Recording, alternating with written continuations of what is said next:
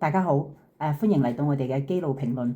咁咧，由於美國同埋俄國咧就喺同一個禮拜裏邊咧，咁就前後腳咁樣去訪華嘅，所以咧今日咧我哋就想專注去講下，喺中美會裏邊咧，中國想得到啲乜嘢，美國佬又想得到啲乜嘢。咁下半部分咧，我哋就會講下俄中會裏邊咧，普京想得到啲乜嘢，而中國佬又係點樣諗嘅？好啦，先講第一部分啦。嗱，我就想先講講阿習近平先，因為佢又比較簡單。習近平咧，其實佢係想通過呢一個中美會咧，得一個答案嘅啫，就係如果我打台灣，你美國佬會唔會落水？會唔會幫台灣？就係呢個答案嘅啫。因為喺習近平嘅角度嚟睇咧，如果佢喺任內能夠完成收復台灣呢一個任務嘅話，我姑且用收復台灣呢個字眼啦，大家唔好介意住嚇。咁我先係咁講先啦。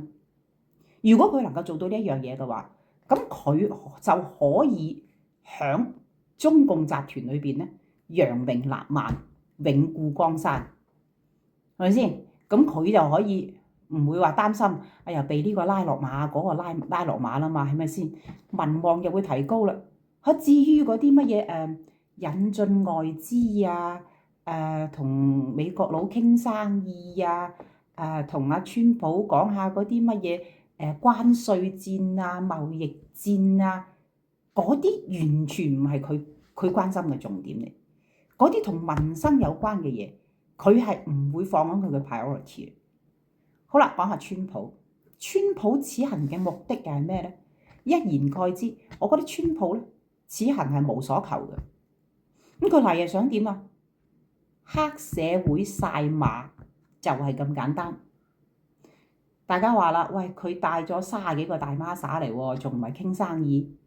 咁我哋可以睇下嗱，有兩個比較有代表性嘅人物啦，一個係馬斯克，一個係黃仁勳咁樣樣。咁黃仁勳係最尾1分鐘先知道要上機㗎啦。馬斯克嗱，佢雖然冇講，咁但係我哋可以咁樣推敲啊。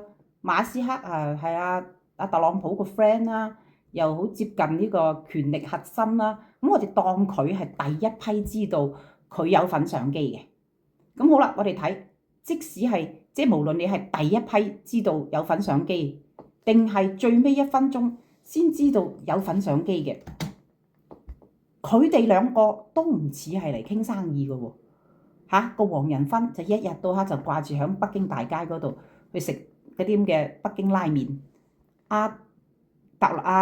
馬斯克咧就一日到黑就揸住佢嗰部咁嘅一次性嘅手機咧，就喺度影嗰啲風景，係咪先？你睇佢個樣，似嚟旅行、似嚟玩就多過似嚟傾生意。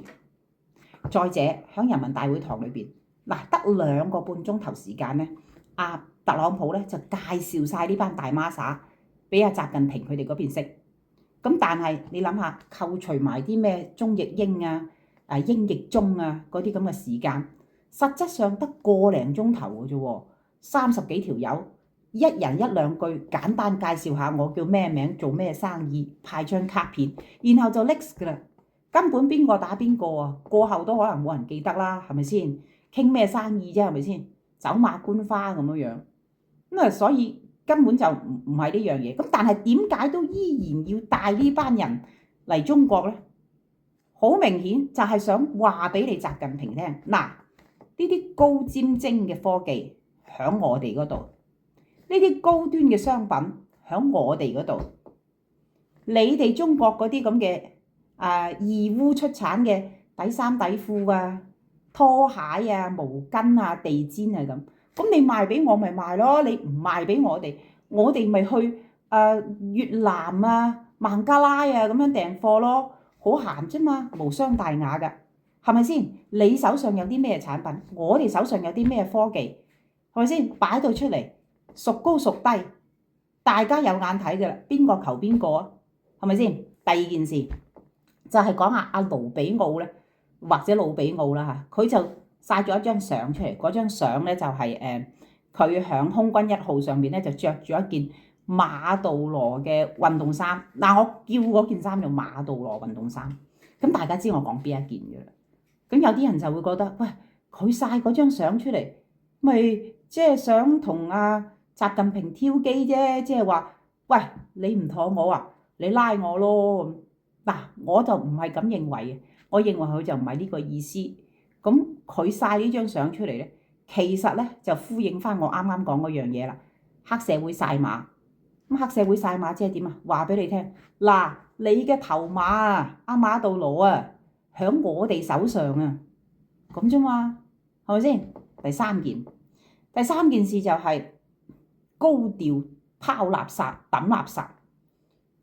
大家應該知我講咩㗎啦。咁嗰啲所謂嘅垃圾其實就係中方送俾美方嘅一啲紀念品啊、小擺設啊、一啲咩襟章啊，或者係記者證啊，諸如此類嗰啲咁嘅大細物件啦嚇。咁上機之前全部抌晒。嗱，本來抌呢啲嘢咧好閒嘅啫。其實過去10幾20年，即係過去幾廿年咧，其實個做法都係咁嘅。上次加拿大嘅卡尼啊，佢訪完中國之後，其實嗰啲嘢都係咁抌。咁本來就好平常，但係最唔平常嘅咧就係今次美國團嘅一個記者，佢翻到美國之後，佢喺佢嘅社交平台度高調咁將呢件事揚出嚟啊嘛。不平常在今次係高調地揚出嚟啊嘛。喂，你將我送俾你嘅嘢抌晒。你靜雞雞唔中意你抌晒一回事啊！你高調咁視為唱喎，咩意思啊？就係釋放一個訊息，我唔使俾面你啊！咁好啦，仲有一樣嘢，仲有個 topic 就係要求釋放民主人士。咁大家就會話啦，喂，咁你求我放民主人士，咩大球小球？你都係一個球啊！嗱，你唔好話你嚟中國冇所求啊，都係有球㗎喎咁。冇錯，川普係的確有提過呢件事嘅。咁就包括係詹米拉啦，同埋西藏嘅一啲運動嘅人士，或者係好似仲有個牧師啊咁樣樣嘅。咁好啦，佢提係因為其實喺美國國會裏邊咧，都有美國國會嘅議員咧，都係有提出過呢個要求嘅。咁所以總統就因應國會議員嘅要求咧，就係提呢一樣嘢。咁大家唔好唔記得，提同埋去求係兩樣唔同程度嘅嘢嚟嘅，啱唔啱先？好啦，啱啱我講過啦，黑社會講數啊嘛，你越係求，對家就越唔會應承你。嗱，呢個係談判嘅藝術嚟嘅。咁要點啊？要等到對方求翻你轉頭嘅時候，然後你再加上呢一個條件，咁成件事成事嘅機會咧，先至會大嘅。好啦，咁我哋而家講講下半 part 就係中俄會面啦。咁而家喺我哋呢個 moment 即係我哋而家發呢條片出去嘅時候咧，中俄就尚未會面嘅。咁但係我哋都先嚟預判一下先啦。好啦。我就係先講下中方先啦，因為呢邊又係比較簡單嘅。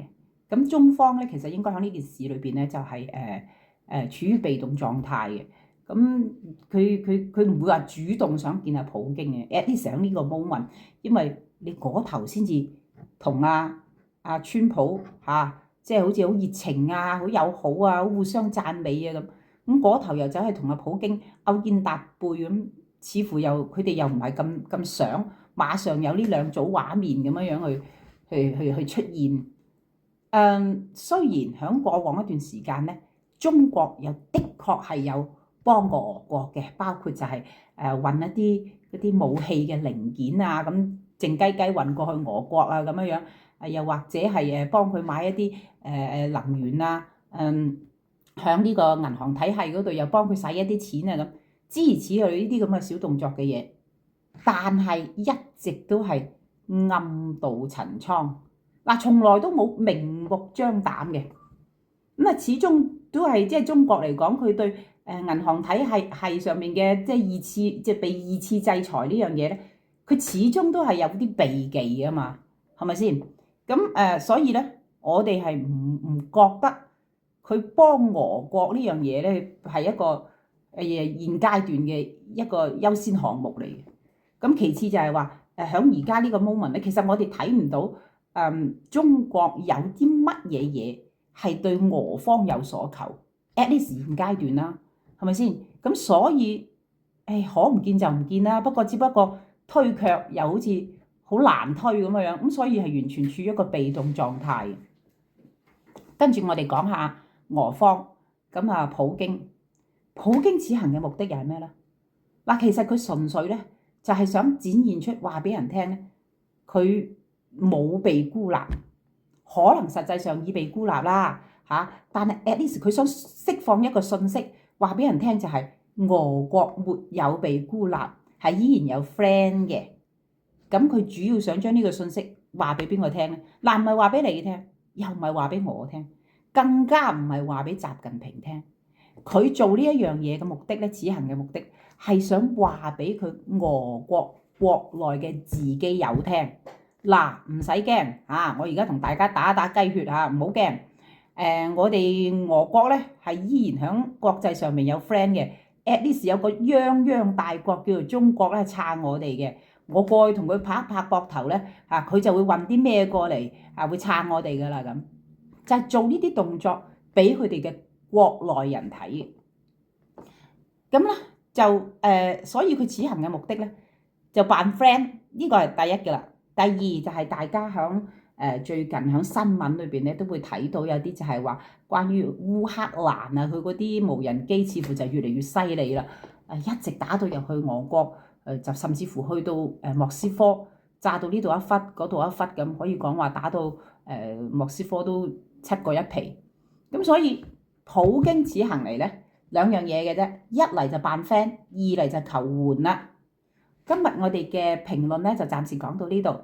各位聽眾歡迎你哋咧都係 subscribe 我哋嘅 channel 啊，幫忙 subscribe 一下。咁下次再見啦，拜拜。